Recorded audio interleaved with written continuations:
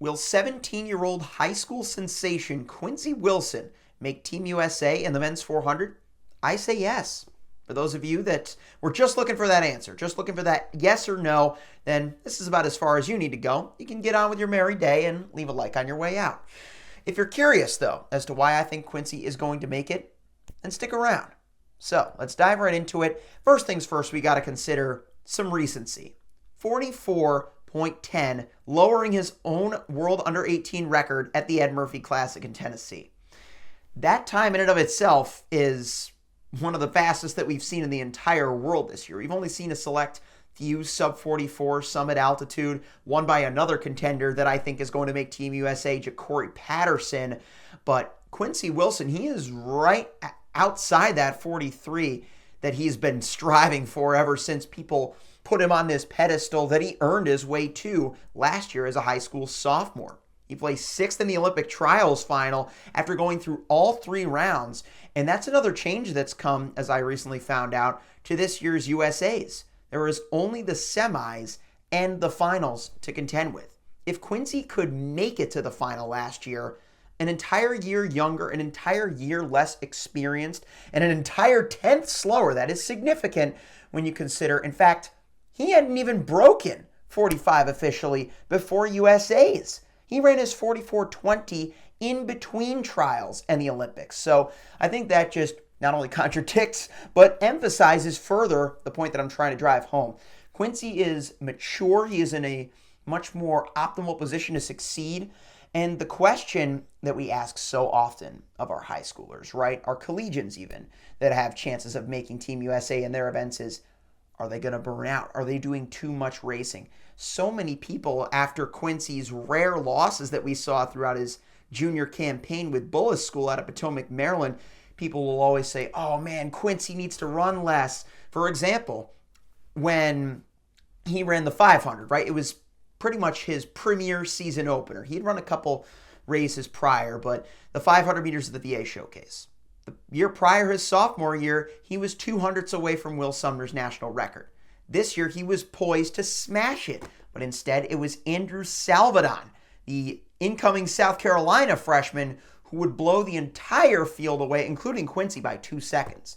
Not an easy loss for Wilson to deal with, but he rebounded. We saw him at the New Balance Indoor Grand Prix go toe-to-toe with some of the pros, like Jareem Richards. He was really shining under the bright lights there, as we've seen him do at numerous other occasions.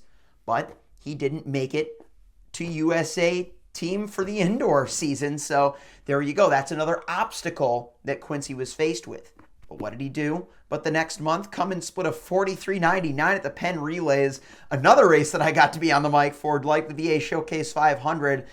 Again, it was a second place finish behind Kingston College. They deserve all the credit for the win.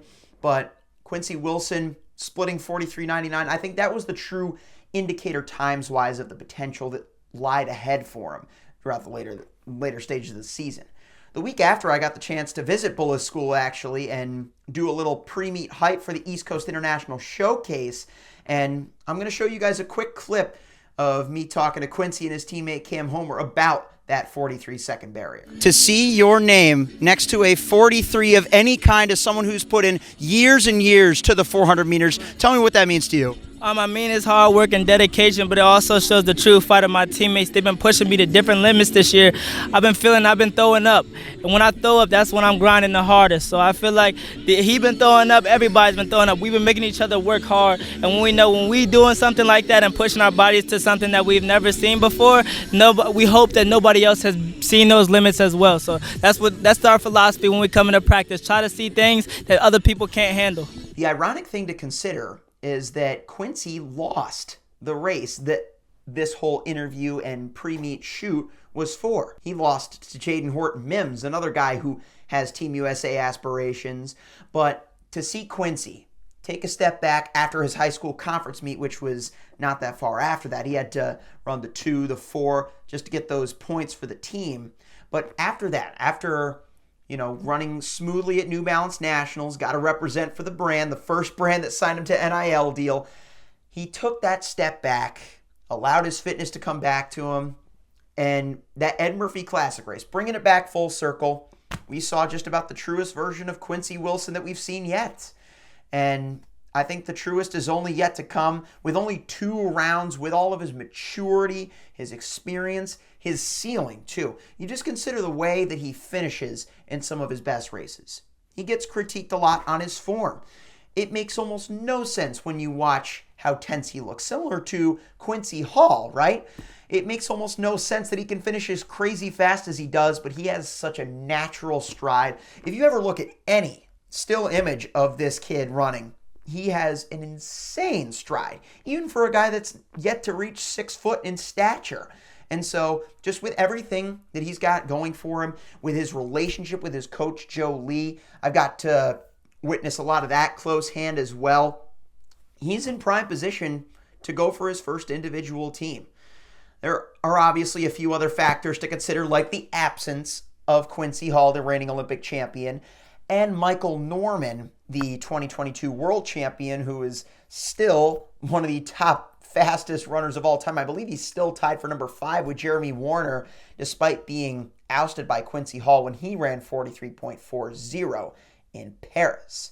But one last thing I want to bring up about Quincy Wilson that has impressed me the most, right? I've talked about all the wins, the losses, the expectations, the peaks and valleys of his high school career.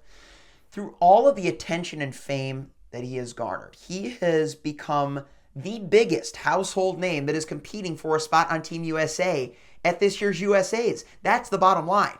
Even if Quincy Hall was healthy, I would contend that even if Michael Norman was healthy, obviously my audience may be skewed here because I work a lot around high school athletes who Quincy Wilson is basically Superman to them, and even now to some outsiders of track and field. But point being, Quincy Wilson has quickly become one of the biggest names in our sport. And despite this, despite still being as a high schooler with his best years ideally ahead of him, he has handled it like an absolute pro. What do you guys think? Will Quincy make Team USA? Will he just qualify for the relay pool again? What do you think lies ahead for the Bullis School superstar? Let me know down below. Leave a like if you enjoyed this video. Let me know perhaps if you're looking forward to any other events at USA's. I've got another podcast dropping tomorrow. Be sure to stay tuned for that and more. Thank you guys all for the support, and have a great rest of your day. Peace.